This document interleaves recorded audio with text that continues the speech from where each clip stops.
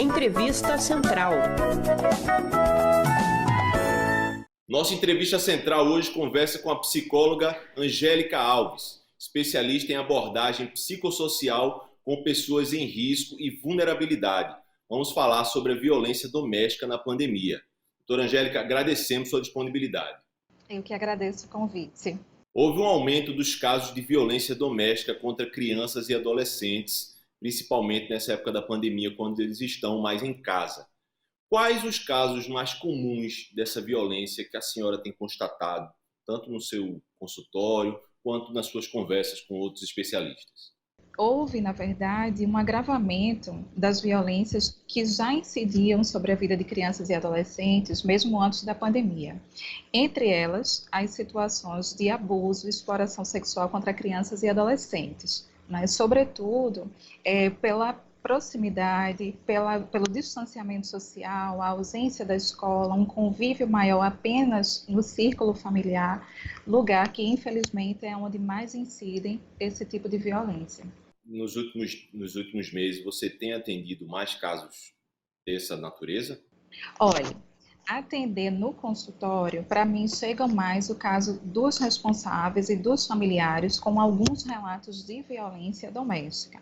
De crianças e adolescentes, a gente sabe que, inclusive, de acordo com a própria Unicef, né, que é a instituição das Nações Unidas que faz a compilação desses dados, de que houve sim um número maior de denúncias relacionadas à violência contra crianças e adolescentes, em especial violência doméstica e situações de abuso e exploração sexual contra crianças e adolescentes. Então, os dados de instituições oficiais voltados para a infância e juventude trazem essas informações. Eu iria lhe perguntar exatamente sobre uma contradição. Dados da Unicef e de ONGs especializadas na temática dizem o contrário do que diz o Ministério da Mulher, que relata que houve uma diminuição de reclamações no Disque 100. Você vê algum motivo para essa diminuição das notificações? Considero que alguns aspectos colaboram para essa leitura de que houve uma diminuição, né, das denúncias e dos casos. Então, uma vez que a pandemia instaura uma série de outros problemas e demandas para essas famílias, sobretudo as que vivem em situação de vulnerabilidade social, associado, né, ao fechamento ou restrição dos serviços que atendem esse tipo de caso, então isso pode ter impactado, né, em um número que pareça menos expressivo de violência. Isso não quer dizer que as violências não só aumentaram, como não continuaram acontecendo. Mas, considerando que as famílias agora, né, incorporaram uma série de outras demandas em virtude da própria sobrevivência à pandemia, e que muitos dos equipamentos, em virtude da necessidade do distanciamento social, também reduziram seus atendimentos, isso pode ter repercutido nesses dados. E os dados subnotificados podem atrapalhar políticas públicas, podem atrasar políticas públicas voltadas para o setor? Esse é o grande perigo e a grande fragilidade, né, da invisibilidade dos dados.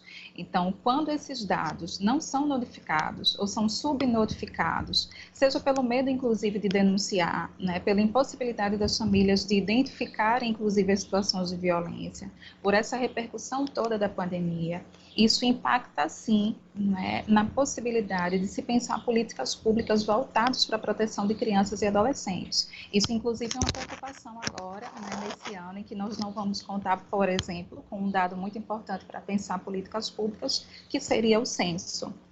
O tema é importante, mas nosso tempo é curto, então eu lhe faço a última pergunta, doutora. Essas mesmas instituições que a senhora já citou também comprovam que a violência, e a senhora já falou disso, a violência ela é mais incidente com pessoas próximas e familiares.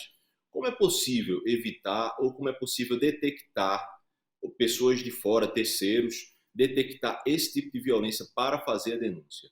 O fato da incidência da violência contra criança e adolescente acontecer muito mais no ambiente familiar, ou que os agressores sejam pessoas muito próximas da criança, isso está muito sustentado nessa ideia de que criança e adolescente é propriedade dessas pessoas, né, e que os adultos, sobretudo sustentados, né, numa estrutura machista, de poder, enfim, de superioridade a crianças e adolescentes, acreditam que pode, né, exercer uma série de violências e de comportamentos comportamento sobre os corpos dessas crianças e adolescentes. Então, primeiro é preciso combater essa lógica, né, para que a gente um dia, quem sabe, não conte com essa falta de proteção a crianças e adolescentes. E existem alguns sinais, né, possíveis, né, de serem identificados enquanto alguma situação de violência. Então, mudanças bruscas no comportamento dessa criança ou desse adolescente, né, uma criança que de repente ou era muito tranquila ou muito mais agitada também, né, vamos pensar aqui na diversidade, que de repente apresenta um comportamento muito adverso com alguma frequência.